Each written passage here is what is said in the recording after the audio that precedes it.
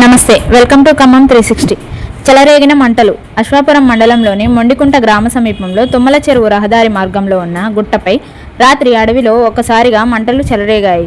ఆ అగ్ని ప్రమాదం పర్యావరణానికి ముప్పు అని ప్రకృతి ప్రేమికులు ఆందోళన వ్యక్తం చేశారు.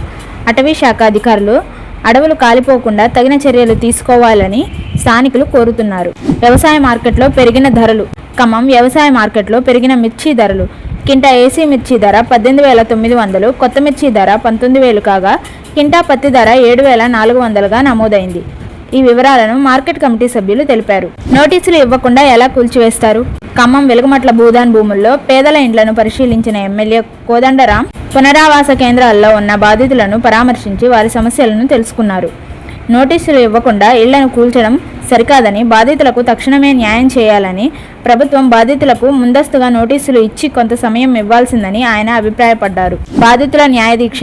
ఖమ్మం భూదాన్ భూముల బాధితులకు న్యాయం చేయాలని హెచ్సియు ఓబీసీ నాయకుడు రాకేష్ దత్తా డిమాండ్ చేశారు. బాధితులు అందరితో కలిసి అంబేద్కర్ భవన్ వద్ద ఆయన ఆమరణ న్యాయదీక్ష చేపట్టారు.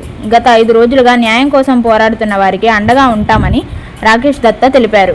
ఇఫ్తార్ విందుకు హాజరైన మంత్రి పొంగిలేటి. ఖమ్మం కూసుమంచిలో ఏర్పాటు చేసిన ఇఫ్తార్ విందుకు హాజరైన మంత్రి పొంగిలేటి శ్రీనివాసరెడ్డి ఈ కార్యక్రమంలో మంత్రి మాట్లాడుతూ మత సామరస్యానికి, సోదరభావానికి ఇఫ్తార్ విందులు వేదికలని ఆయన తెలిపారు.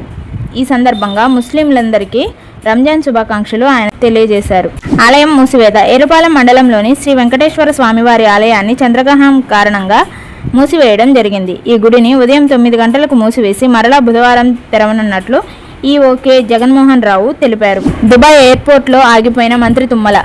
కుటుంబ సభ్యులతో వ్యక్తిగత పని మీద 5 రోజుల క్రితం దుబాయ్ పర్యటనకు వెళ్లిన వ్యవసాయ మంత్రి తుమ్మల నాగేశ్వరరావు ఇరాన్ యుద్ధం కారణంగా అక్కడే ఆగిపోయారు. దుబాయ్ ఎయిర్పోర్టుపై దాడుల నేపథ్యంలో విమానాల రాకపోకలు పూర్తిగా నిలిపివేశారు. మంత్రి తాను సురక్షితంగానే ఉన్నా అంటూ తెలిపారు. కానీ ఎయిర్పోర్ట్ క్లియరెన్స్ వచ్చే వరకు వేచి ఉండాల్సిన పరిస్థితి నెలకొంది. బీఆర్ఎస్ భరోసా. మాజీ మంత్రి పువ్వాడ అజయ్ కుమార్ భూదాన్ భూముల్లో ఇళ్లు కోల్పోయిన నిరుపేదలకు బీఆర్ఎస్ పార్టీ అండగా ఉంటుందని ఆయన తెలిపారు. కేటీఆర్ ఆదేశాల మేరకు బాధితులను హైదరాబాద్కు పిలిపించిన ఆయన పార్టీ లీగల్ సెల్ ప్రతినిధులతో కలిసి చర్చించారు. బాధితుల పక్షాన సుప్రీంకోర్టు వరకు వెళ్లడానికైనా సిద్ధమని పువ్వాడ తెలిపారు. కార్మికుడి మృతి.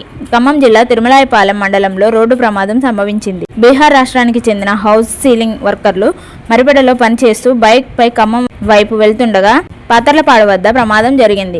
ఎస్ఐ జగదీష్ ఈ ప్రమాదంపై దర్యాప్తు చేపట్టారు. ఇళ్లు ఇవ్వాల్సిన ప్రభుత్వమే ఇళ్లను కూల్చివేయడం ఘోరం. ఖమ్మం వెలుగుమట్ల భూదాన్ బాధితుల జీవితాలను ప్రభుత్వం చీకటిలో నెట్టిందని ఎస్టీ కమిషన్ సభ్యుడు జటోత్ హుస్సేన్ నాయక్ పేర్కొన్నారు. కూల్చిన పేదల ఇండ్లను పరిశీలించిన అతను పేదలకు ఇళ్లు కట్టించి ఇవ్వాల్సిన ప్రభుత్వమే ఇళ్లను కూల్చడం బాధాకరమని ఆయన అన్నారు. బాధితులకు ఆయన అండగా ఉంటానని భరోసా ఇచ్చారు. కొత్తగూడెంలో రాక్షస గుహల వెలువడి. కొత్తగూడెం పినపాక పాండురంగాపురం పరిధిలో వందల సంఖ్యలో రాక్షస గుహలు వెలుగులోకి వచ్చాయి.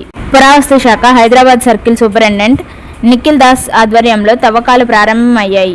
ఈ తవ్వకాల ద్వారా వందల సంఖ్యలో రాక్షస గుహలు బయటపడుతున్నాయని, ప్రాచీన మానవ జీవన శైలి తెలుస్తుందని ఆయన తెలిపారు. కేంద్రం పూర్తి స్థాయిలో ఆధారాలు సేకరించేందుకు పునరావస్తు శాఖ సమన్వయంతో పనిచేస్తుందని ఆయన తెలిపారు. గుర్తు తెలియని వ్యక్తి మృతి. ఖమ్మం జిల్లా పందిళ్లపల్లి రైల్వే స్టేషన్ మధ్యలో గుర్తు తెలియని వ్యక్తి ఆత్మహత్య చేసుకున్నట్లు రైల్వే హెడ్ కానిస్టేబుల్ శ్రీనివాస్ తెలిపారు. మృతుడికి చెందిన ఎలాంటి వివరాలు లేవని ఆయన తెలిపారు.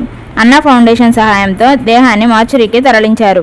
బీజేపీ సీనియర్ నేత మృతి. బీజేపీ సీనియర్ నాయకులు సత్తుపల్లి వాజ్పేయిగా పేరుగాంచిన చక్కా మధుసూదన్ రావు సత్తుపల్లిలో అకాల మరణం చెందారు. వారి మృతి పట్ల BJP Khammam parliament convener Namburi రామలింగేశ్వరరావుతో సహా పార్టీ శ్రేణులు సంతాపం ప్రకటించారు. మధుసూదన్ రావు మరణం పార్టీకి తీరని లోటని, పార్టీ పట్ల ఆయన అంకితభావం, సేవా స్ఫూర్తి సత్తుపల్లి ప్రాంతంలో ఎప్పటికీ స్మరణీయంగా నిలిచిపోతాయని పేర్కొన్నారు. వారి ఆత్మకు శాంతి చేకూరాలని కుటుంబ సభ్యులకు ప్రగాఢ సానుభూతి తెలిపారు. దుబాయ్లో చిక్కుకున్న కాంగ్రెస్ నాయకులు సైదుబాబు. వ్యక్తిగత పనుల కోసం దుబాయ్ వెళ్లిన కాంగ్రెస్ నాయకులు రావూరి సైదుబాబు ఇరాన్ యుద్ధం కారణంగా అక్కడే చిక్కుకుపోయారు. దుబాయ్ విమానాశ్రయంపై దాడుల నేపథ్యంలో విమానాల రాకపోకలు నిలిచిపోవడంతో ఆయన తిరిగి రాలేకపోతున్నారు. విమానాశ్రయం క్లియరెన్స్ లభించే వరకు వేచి ఉండాల్సిన పరిస్థితి ఏర్పడింది.